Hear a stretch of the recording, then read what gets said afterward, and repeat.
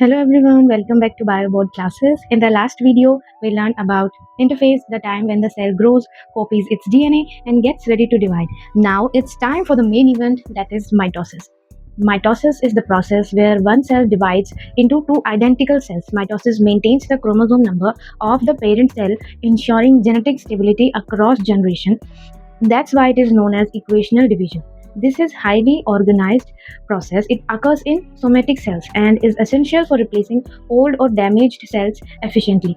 In this video, we will explore the four main stages of mitosis and understand how the cell makes sure everything is divided perfectly. So let's begin. Prophase is the first and longest stage of mitosis, where the cell begins to prepare for the process of division. It follows the G2 phase of interphase and marks the beginning of visible chromosomal changes. What are the key events in prophase? First is chromatin condensation. The long thin chromatin fibers made up of DNA and proteins start condensing into visible thread-like chromosome. Each chromosome has two identical sister chromatids joined at a point called centromere. This is centromere. Disappearance of nucleolus. The nucleolus is a dense region inside the nucleus responsible for making ribosome gradually disappears. Third is nuclear envelope breakdown. The nuclear membrane starts breaking down to allow chromosome move freely in the cytoplasm. Fourth is disappearance of cell organelles. During prophase, many cell organelles begin to disintegrate or disappear temporarily, especially those associated with the nucleus. Fifth is the formation of mitotic apparatus. As the nuclear structure disappears, mitotic apparatus begins to form. To understand it better, let's take a look at its diagram. Let's break it down part by part. First, as we can see, there are centrosomes located at opposite ends of the cell. Each centrosome contains centrioles from which spindle fibers originate. Next is spindle fiber. They are thread-like structure extending from each centrosome attached to centromeres of chromosome in later stages. An ester is a star-shaped structure that forms around the centrosome. It consists of short microtubules that radiate outward from the centrosome, giving it a star-like appearance. That's why it is called an ester, from a Greek word for star.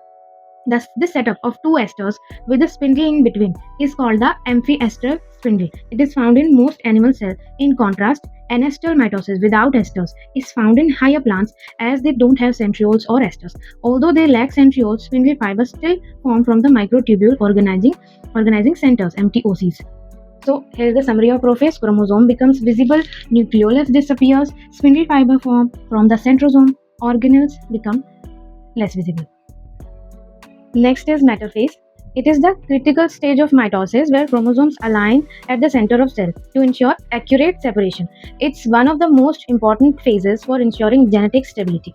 Metaphase ensures that all chromosomes are properly aligned and attached to the spindle fibers before they move apart. What are the key events in metaphase? First is chromosome alignment. All chromosomes move to the center of the cell, forming a line at equatorial plane or metaphase plate. This imaginary line is like the cell's equator. Second is spindle fiber attachment. Each chromosome is connected to spindle fibers at its kinetochore, a protein structure present at the centromere. Here, kinetochore is present. Spindle fiber attached to this protein structure. One chromatid of each chromosome is connected to a spindle fiber from one pole, and the other chromatid is connected to spindle fiber from opposite pole. Okay. Third is checkpoint control. The cell checks to make sure all chromosomes are correctly attached and properly aligned.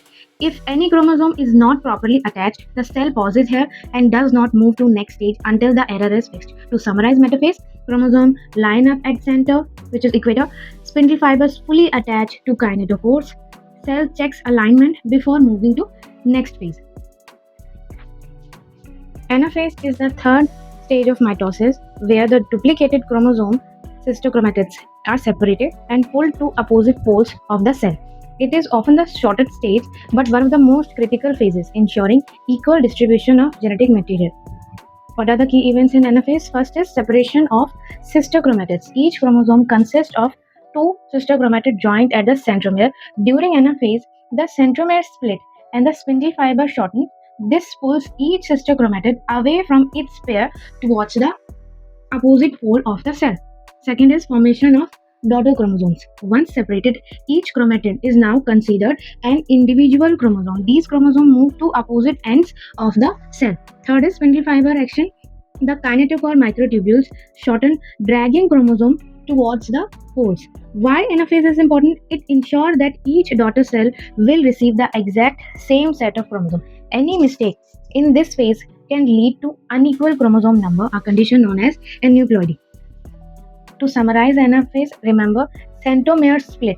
Sister chromatid separate, chromatid move to opposite poles, spindle fibers help in the movement, ensures equal genetic material in both future cells. Telophase is the fourth and final stage of mitosis where the separated chromosome reach opposite poles of the cell and the cell begins to return to its interphase-like state. It is often called the reverse of prophase because many structures that disappeared earlier now reappear. The key events in telophase are: first is chromosome decondense. The chromosomes which were tightly coiled and visible begin to uncoil and return to their thread-like chromatin form. They become less distinct under a microscope. Second is nuclear envelope reforms. A new nuclear membrane forms around each set of chromosomes at both poles. Third is nucleolus reappears. The nucleolus which disappeared during prophase reappears inside each newly forming nucleus.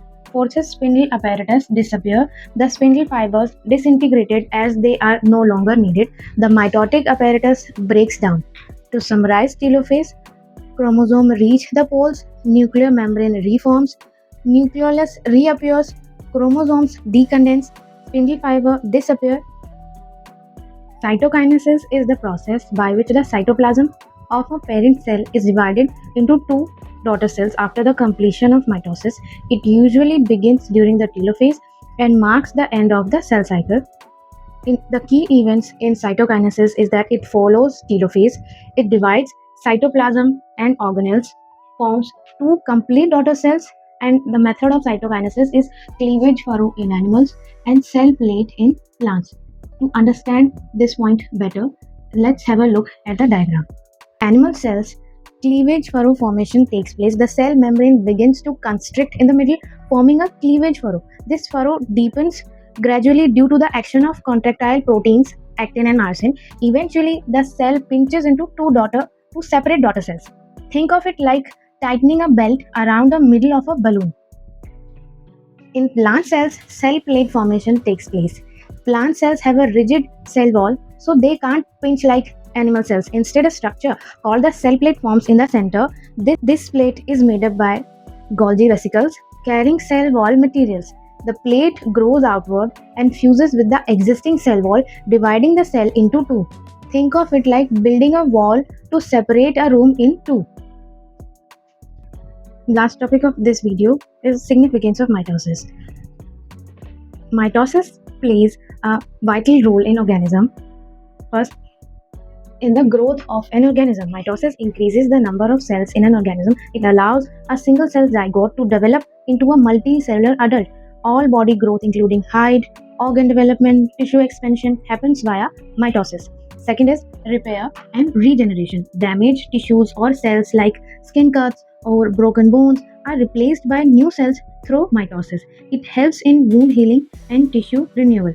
Third is genetic stability. Mitosis ensures exact duplication and distribution of chromosomes, preserving the chromosome's genetic identity across generations of cells.